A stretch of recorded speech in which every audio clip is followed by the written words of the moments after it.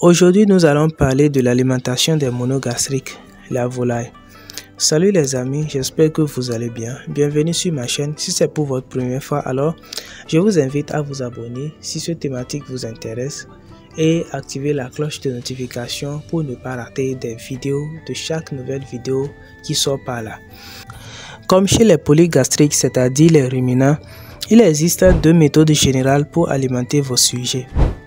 Mais avant toutes ces méthodes, il est important de connaître ces différentes étapes pour pouvoir réussir votre formulation chez les monogastriques. En un, il faut connaître l'animal, son régime, sa physiologie digestive. Connaître les besoins de l'animal qui varient selon l'âge, le stade physiologique et le type de production. Établir une formule selon les besoins de l'animal, selon la disponibilité des matières premières dans votre localité et selon la limite d'incorporation de ces matières premières. S'acquérir des matières premières. En 6. Traitement et transformation des matières premières. Pourquoi cela? Parce qu'il y a des matières premières comme le soja qui nécessitent le traitement par la cuisson qui permet d'éliminer l'effet des antitrypsines et ensuite on passe à la transformation de cette même matière première, c'est-à-dire le concassage ou le broyage qui permet de réduire sa taille avant son incorporation dans la provende. Le maïs, pour lui, le concassage seul le suffit avant son utilisation dans la provende. Ensuite, passer au mélange des matières premières en commençant par les petites quantités, ensuite vous passez aux grandes quantités. Le mélange peut être effectué manuellement ou à l'aide d'une machine. Ça dépend de votre moyen financier. Le conditionnement et le stockage. Après le mélange, il est très important de mettre la provende dans des sacs hermétiques bien protégés et les conserver au cas où toute la provende fabriquée n'est pas utilisée sur place. Ceci vous permettra de limiter les risques de contamination sur l'aliment, de conserver l'aliment ou la provende plus longtemps que possible. Aussi, la provende doit être stockée à un taux d'humidité inférieur ou égal à 11%. Au-delà de ceci entraîne deux sortes de maladies, l'aspergillose et la mycotoxicose. Donc pour ces genres de maladies, j'ai déjà fait des tas de vidéos. Vous pouvez aller vérifier sur ma chaîne sur les différentes maladies auxquelles vous pouvez être confronté au cours de l'élevage et qui peuvent vous empêcher dans la réussite de votre élevage. Après le conditionnement et stockage, vous allez maintenant passer au rationnement. Très important et capital parce que ici vous allez calculer la quantité de ration qu'il vous faut donner à vos sujets, journaliers, hebdomadaires et mensuels.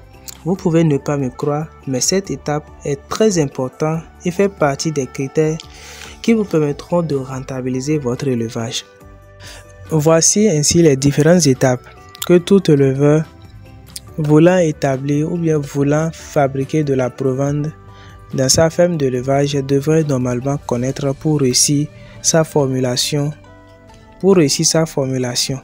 alimentaire, bien sûr, chez les monogastriques. Présentons maintenant les deux différentes méthodes d'alimentation des monogastriques. Avec la première méthode d'alimentation, il vous suffit simplement de connaître l'animal, son régime, sa physiologie digestive et le tout est joué. Vous allez prendre son 10% d'aliments énergétiques plus 30% d'aliments protéiniques, ce qui signifie que pour 100 kg de provende, vous pouvez prendre son 10 kg de maïs plus 30 kg de soja ou tourteau que vous pouvez mélanger et vous avez votre provende. L'avantage est que vous ne vous tracassez pas trop la tête au cours de la formulation. L'inconvénient ici, l'aliment ne répond pas aux besoins exacts de vos sujets, ce qui agit sur la ponte, la croissance, la reproduction et il y en a d'autres. Ici, nous constatons que les conséquences sont plus énormes que les avantages. Alors, je vous conseille d'adopter la deuxième méthode de formulation qui consiste à suivre les étapes préalablement citées en haut. Avec cette méthode, les besoins des animaux sont respectés et aussi la limite d'incorporation des matières premières Bien évidemment que cette méthode nécessite des calculs, ce qui n'est pas à la portée de tous.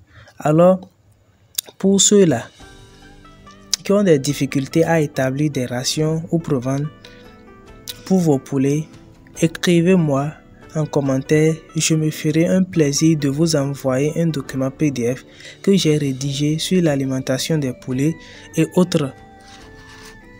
Tout est à votre disposition maintenant. Nous allons passer maintenant à la phase pratique. Nous allons établir une provente pour nos poussins pondeuses au démarrage.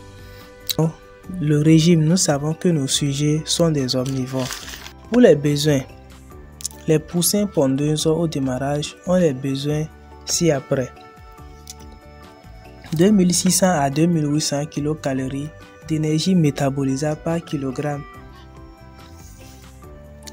18 à 20% de matière azotée totale.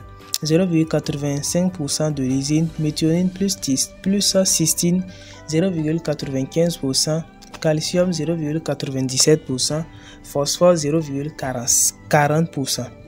Cette formule sera établie par le tâtonnement. Le tâtonnement est une méthode de formulation alimentaire qui consiste à juste prendre les quantités au hasard, mais en respectant la limite d'incorporation de ces matières premières. Aussi, nous vous invitons à privilégier les matières premières de prix abordable. Les trois grandes sources de nutriments à tenir compte sont les sources énergétiques, les sources protéiques et les sources minérales. Essayons d'établir les quantités et des matières premières à incorporer. Un petit rappel, les quantités des matières premières sont établies en fonction de la limite d'incorporation de ces matières premières chez les pondeuses bien sûr. Voici ces limites d'incorporation. Pour le maïs, 40 à 60%. Pour le soja, total de soja, 25 à 30%. Pour le total de coton, 5 à 10%. Pour le son de blé, 5 à 15%. Pour la farine de poisson, 3 à 5%. Et pour coquilles d'huître, 5 à 10% de la ration. Pour le sel, 0,2 à 0,5%. Pour le CMV, ponte 0,5 à 2%. Au cas où les quantités dépassent ou inférieures, vous n'êtes plus dans les normes. Commençons par les sources énergétiques. Maïs 58 kg, soja 17 kg, son de riz 9,15 kg, farine de poisson 5 kg, lysine 0,13 kg, méthionine 0,12 kg, coquillage 5 kg et CMV 5 kg et le total fait 100%. Ici, si nous avons bien constaté, les CMV sont à 5% de la ration. Pourquoi cela? Parce que les poussins ont besoin de plus de ces acides aminés essentiels et d'autres vitamines pour croître le plus rapidement possible. Maintenant, nous allons déterminer le niveau énergétique protéique en calcium et phosphore de la ration pour voir si notre ration respecte les normes. Pour le déterminer, nous allons utiliser la table de valeur nutritive des matières premières. Cette table nous renseigne le niveau d'éléments nutritifs contenus dans 1 kg de chaque matière première. Ce sont des données qui ont été déjà établies par nos supérieurs. Cela signifie que nous n'inventons rien. Donc, pour ceux-là qui veulent établir leur provente à eux, et ne plus dépendre des provenderies, je vous enverrai cette table, c'est gratuit. Il te suffit simplement de me contacter et tu auras les tables. Mais avant tout, je t'invite à t'abonner et partager. Tu peux aussi activer la cloche de notification pour être informé des nouvelles vidéos. Déterminons les apports en énergie de la ration. Avant de déterminer les apports en éléments nutritifs de la ration, nous allons ramener la provente à 1 kg parce que la table nous renseigne le niveau d'éléments nutritifs contenus dans 1 kg de chaque matière première. C'est la raison pour laquelle nous devons obligatoirement ramener la provente à 1 kg. Ceci nous facilitera le travail. Et pour le faire, c'est simple. Il nous suffit ici simplement de diviser chaque quantité de matière première que nous avons et que nous allons sélectionner ici. Chaque quantité de matière première par 100. Il nous suffit de diviser chaque quantité de matière première par 100, ce qui nous permettra d'obtenir 0,58 kg pour le maïs, 0,17 kg pour le soja, 0,0975 kg pour le son de riz, 0,05 pour farine de poisson, 0,0013 lésine et méthionine 0,0012, coquille 0,05, CMV 0,05 et le total qui nous donne 1 kg. Déterminons maintenant l'apport. Selon la table, 1 kg de maïs apporte 3300 kcal. Maintenant, les 0,58 kg de maïs va nous apporter combien? Donc, nous allons faire ici 0,58 kg fois 3300 kcal, ce qui nous donnera 1914 kcal. Donc, 1 kg de cette provence nous apporte 1914 kcal. Effectuons pour le soja. Pour le soja, nous allons suivre le même processus, ce qui nous a donné 563,38 kcal. Pour le son de riz, ça a donné 181,55 kcal. Pour la farine de poisson, 165. Pour le lésine 5,031. Pour le méthionine, 5,94. Pour le coquillage, 0. Donc le coquillage n'apporte rien d'énergie. Pour les CMV sont 14 kcal et le total nous donne 2908,701 kcal.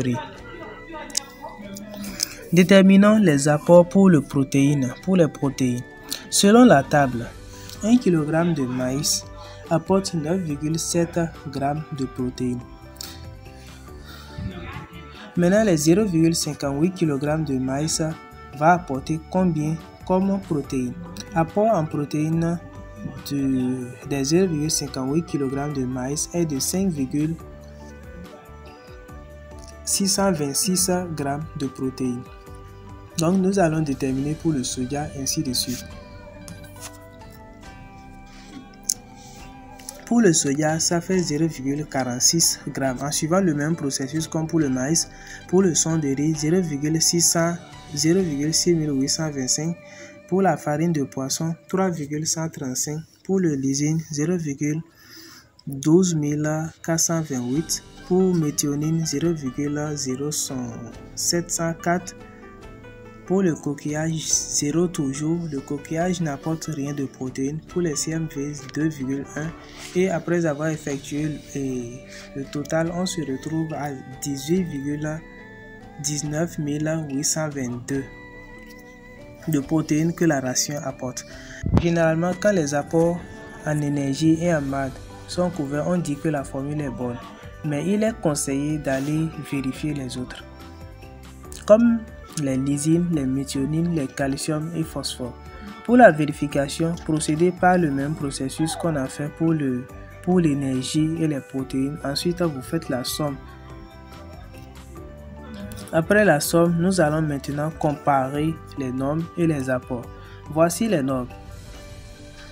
2600 à 2800 kcal pour énergie métabolisable, 18 à 20% de matière azotée totale, 0,85% de lysine, pour méthionine 0,95, pour calcium 0,97 et pour phosphore 0,40. Maintenant les apports. Quand on a déterminé les apports de la ration, voilà ce que ça a donné: 2908,701 kcal, 18,19 822 matière azotée totale, grammes de matière azotée totale bien sûr, 1,02 de lysine, 0,503 de méthionine, 2,30 de calcium et 0,32 5 de phosphore. Une technique simple consiste à diviser l'apport par les normes et faire fois 100. Lorsque le résultat est compris entre 90 et 110, on dit que la ration est couverte et est située dans les normes. Lorsque le résultat est inférieur à 90, on dit que la ration n'est pas couverte, il faut revoir le tâtonnement. Lorsque le résultat est supérieur à 110, alors le niveau de couverture est encore élevé, il faut revoir le tâtonnement car c'est du gaspillage.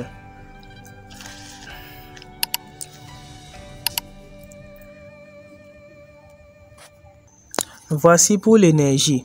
L'énergie apportée par la ration est de 2908,701 kcal et les besoins aux normes sont de 2800 kcal. Donc ce qui fait 2908 divisé par 2800 fois 100, ce qui donne 103. Alors notre ration est couverte en énergie étant donné que les 103 sont situés entre 90 et 110. Et pour le protéine, apport 18,19822 et besoin 18 à 20, on prend en moyenne 19, donc ce qui fait 18,19822 divisé par 19 fois 100, ce qui donne 95,78%. Notre ration est couverte en protéines aussi. Les besoins en énergie et en matière azotée totale de la ration sont couverts, alors la ration peut être utilisée pour mes poussins. Alors pour ceux qui veulent plus de précision, vous pouvez aller jusqu'à faire pour celui du calcium, phosphore et lysine en procédant de la même étape que j'ai fait précédemment pour l'énergie et les protéines. Alors t'as aimé, n'est-ce pas? Lâche-moi un pouce bleu et rendez-vous dans l'espace commentaire pour les questions. Et pour ceux-là qui sont intéressés par les tables, écrivez-moi et vous l'aurez. Car notre objectif est de vous apprendre à formuler votre propre vente, d'où la rentabilité et la richesse en élevage. Si tu t'es pas abonné, abonne-toi. Peut-être que cette vidéo est la moindre importante car il y a des tas de vidéos en cours, surtout pour vous apprendre à formuler des proventes de qualité pour votre élevage.